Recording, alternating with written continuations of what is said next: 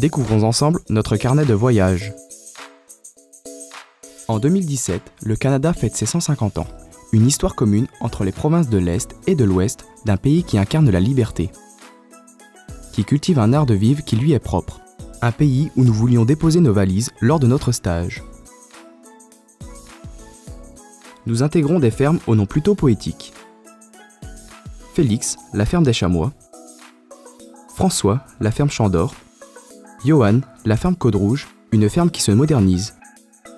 Et Arnaud, la ferme Trois Trèfles, qui a fait le choix de la robotisation. Notre choix s'est porté sur des exploitations familiales qui parfois exploitent encore une érablière. C'est encore une tradition bien ancrée au Québec. Le travail est très physique. La récolte est d'ailleurs un moment festif que nous partageons avec nos maîtres de stage. Avec moins 40 degrés l'hiver et des étés chauds et humides, atteignant les 40 degrés, les vaches sont le plus souvent en bâtiment. Ils sont bien isolés et dotés d'une bonne ventilation. Dans 90% des exploitations du Québec, l'étable entravée est le système dominant. Les fourrages sont stockés en silotour. La distribution se fait à l'aide d'un chariot automoteur aux fermes Champ d'Or et des Chamois.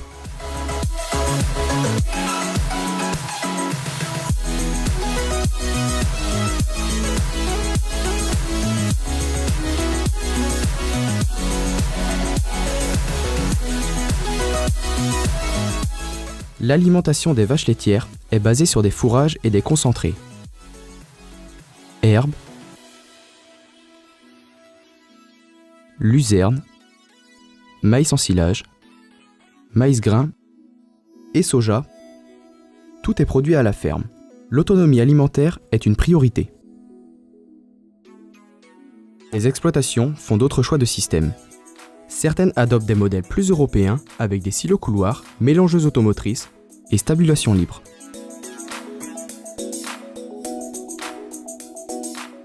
D'autres ont fait le choix de la modernité. On a mis en place des robots de traite parce que, premièrement, on avait une ancienne étable avec un salon de traite W8. Puis, on créait déjà 100 vaches à l'étable. L'étable commençait à être désuète. En 2014, on a décidé de passer une nouvelle étable. Puis, à l'intérieur, on a eu 2 robots parce que moi, j'étais pas quelqu'un qui aimait être attaché au salon de traite pendant 2 heures. Très satisfait des robots. C'est sûr que là, on est vraiment en plein. On va chercher le potentiel qu'on peut aller chercher de chaque vache, mais ça vient avec le fait qu'on va installer le 3e robot et on va redonner cette liberté aux vaches. Tout le travail doit se faire très rapidement grâce au gros matériel d'avril à fin septembre.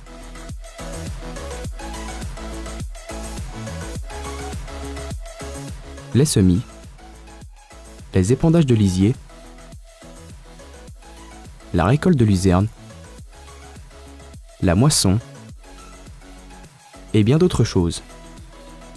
Le prix du lait au Canada est supérieur aux pays européens, grâce à un marché protectionniste. Chaque année, ils ont un projet de construction ou d'aménagement.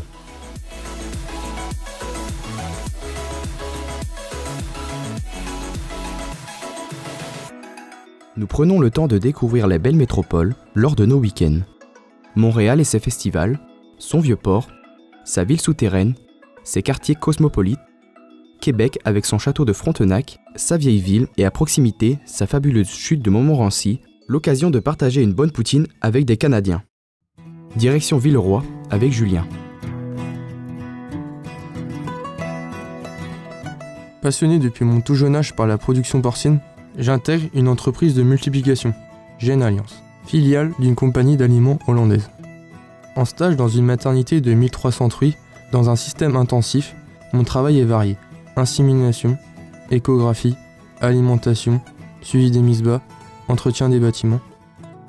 L'enjeu est d'augmenter le nombre de porcelets sevrés. On fait en moyenne par année, on fait 11,34 porcelets par trou par année. La maternité est un modèle au sein du groupe. Elle a gagné plusieurs prix récemment. Au Québec, la filière porcine s'est beaucoup industrialisée ces dernières années, à cause des prix faibles.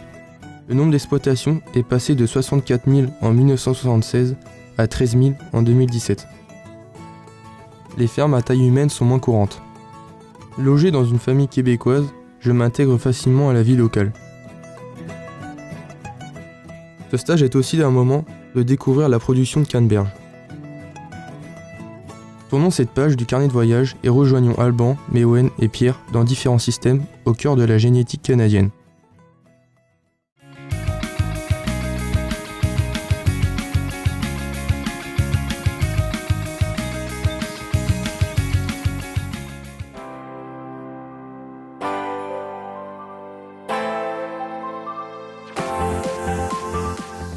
Commençons par la ferme Beaveray. À la ferme Beaveray, la famille Leroux m'accueille. J'ai la chance de travailler avec Alice, de la 8e génération, et son père Patrice. La vie ici est rythmée entre travail à l'étable, concours, et surtout beaucoup de partage. Comme la majorité des fermes qui ont une orientation génétique, le système d'étable entravée choisi par l'exploitant offre un meilleur contact avec les animaux. Grâce à l'envie de Patrice à vouloir transmettre son savoir-faire aux jeunes, j'ai pu améliorer ma technique en élevage laitier, l'apprentissage de l'insémination artificielle, les méthodes de récolte et le transfert d'embryons. L'exportation des embryons à travers le monde rentabilise la génétique investie, en plus de la vente des génisses et des vaches. Les concours, une passion partagée de la famille transmise de génération en génération. J'ai eu la chance de suivre les expositions Holstein de la préparation à la présentation. La majeure partie se prépare à l'étable. Le choix des génisses, le lavage, la marche, la tonte. Le jour J, préparation des beds, alimentation, présentation sur le ring sont des moments clés.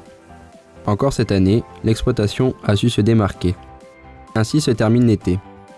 Après ces semaines mouvementées et fatigantes à la ferme, retrouvons la famille Pellerat et leur mérite agricole. La ferme Pellerat est une exploitation laitière familiale dans laquelle travaille la 4e génération de Pelletier. Il y a 320 vaches laitières, ce qui fait un total de 600 bovins. La traite prend 2 heures à 3 personnes avec un roto de 32 places.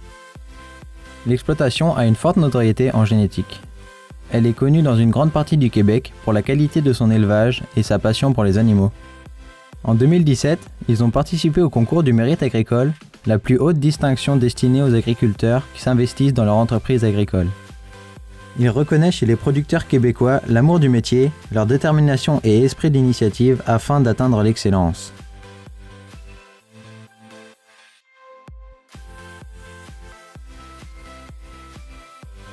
L'exploitation a fini première au niveau régional et national.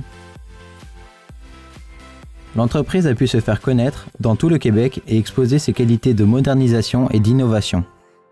Allons retrouver Pierre à la ferme Bernardal. Tout à l'est du Canada, lors de mon arrivée sur l'île du Prince-Édouard, je ressens la solidarité entre les habitants propres aux îliens.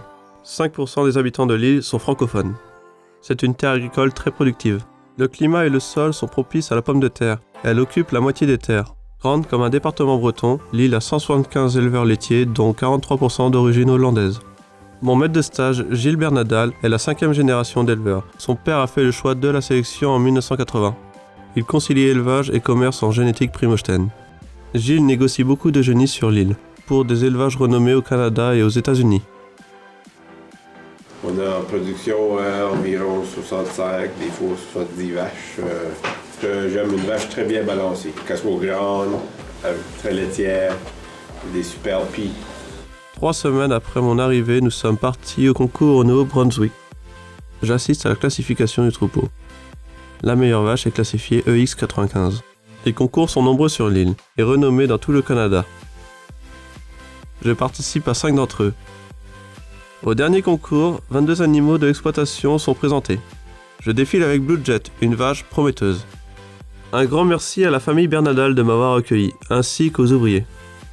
Mais ce carnet de voyage serait incomplet sans évoquer notre week-end aux chutes du Niagara. Un débit impressionnant, douche et sensations fortes assurées. Et celui de Tadoussac pour admirer le fjord de Savenay et les sauts des baleines. Sur ces belles images, fermons quelques instants le carnet de voyage.